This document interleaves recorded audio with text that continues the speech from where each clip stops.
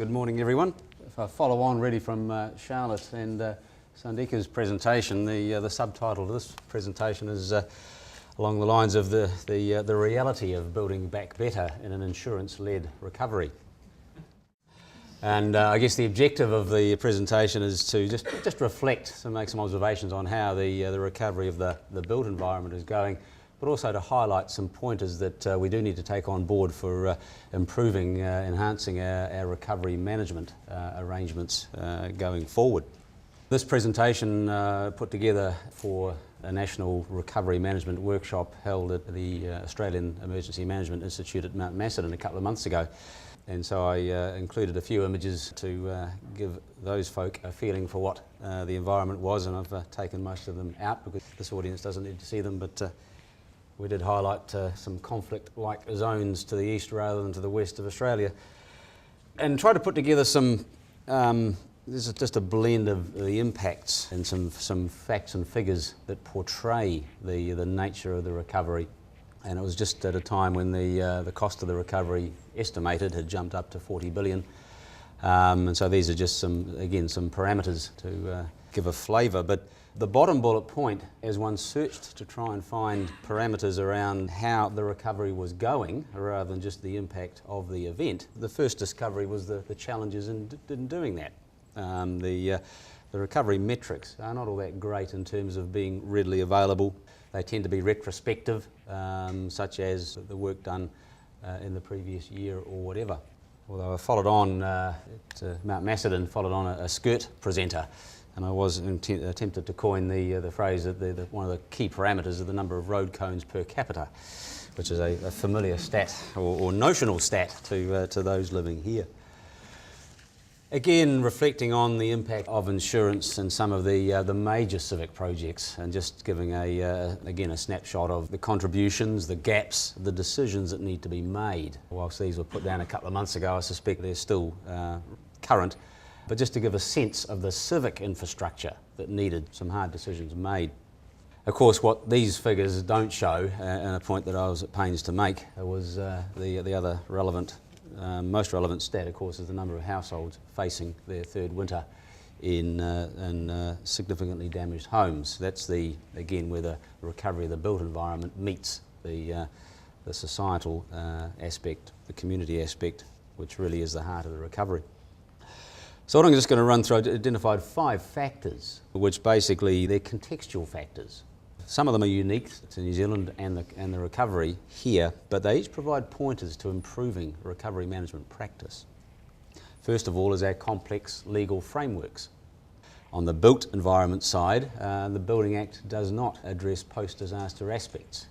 So therefore, whether you're an insurer, a lawyer or a humble engineer, there's a lot of effort involved, a lot of energy has gone in, as Charlotte attested, to interpreting how the Building Act, Building Code and all the regulations that pertain, how they apply in an environment involving large numbers of residential and commercial buildings with different levels of damage.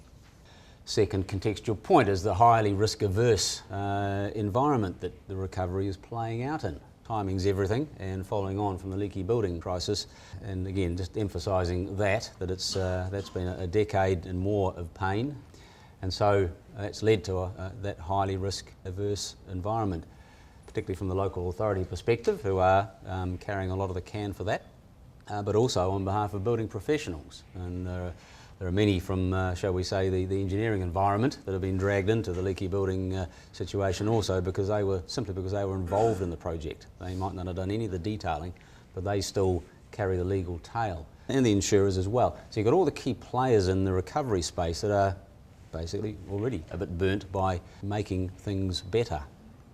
And of course the broader context here is that much of the recovery is being played out using business as usual processes. Recovery management has never been a magic wand, but it needs to be approached in a thoughtful way.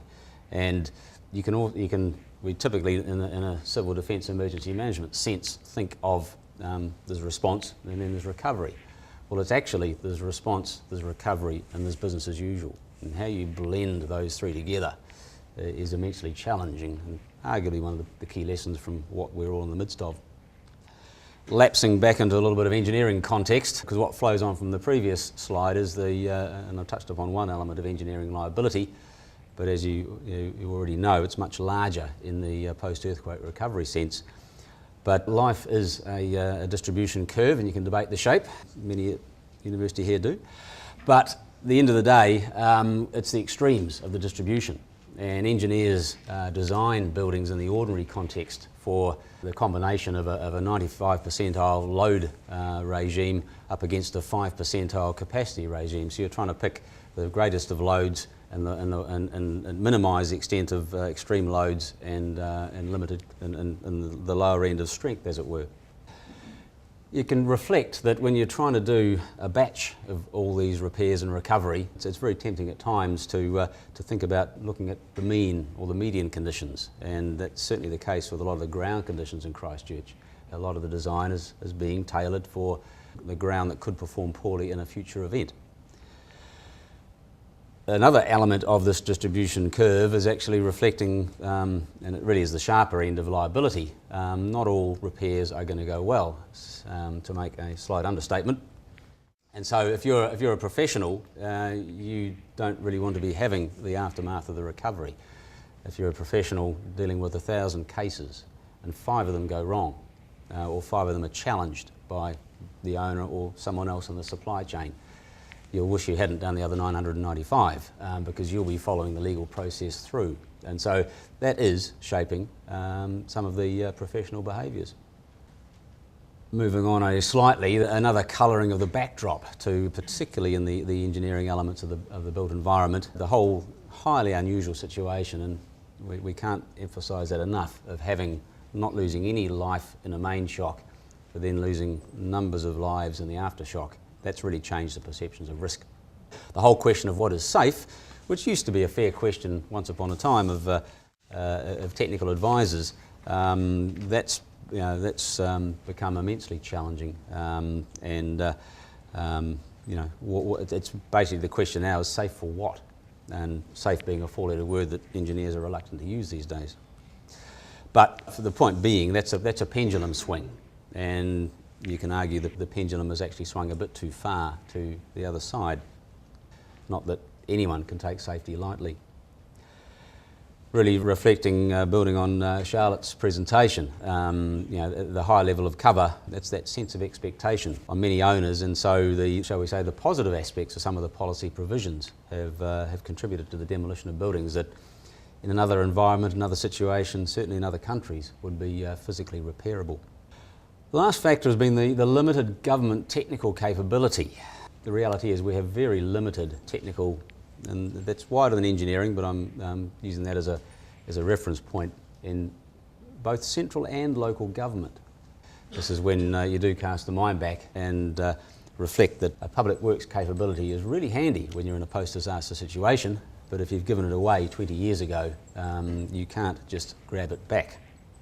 Part of the work that we've been doing, a number of engineers working as that infill technical capability for both central and local government, has been around trying to solve some aspects of the rebuild.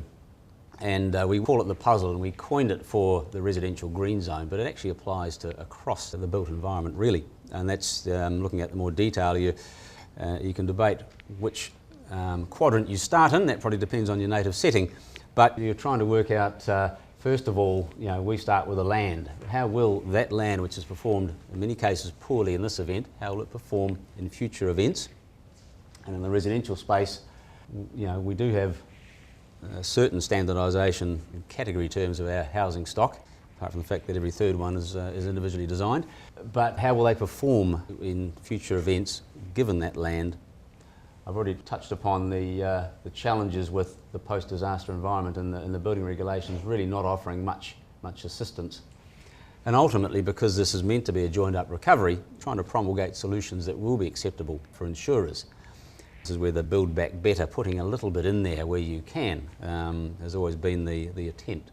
But literally the bottom line for a lot of the work has been trying to ensure the best use of scarce technical resources during the recovery. So again, just looking at the whole residential side of it, it's the balance between trying really hard to remove obstacles, remove some of the risk averse, consenting sort of issues. But at the end of the day, not wanting to have a different class of consented house or home, wanting to be able to issue standard building consents or have exempt works done to an agreed standard so that we do have a uniform building stock in Christchurch and Canterbury when the recovery is finished.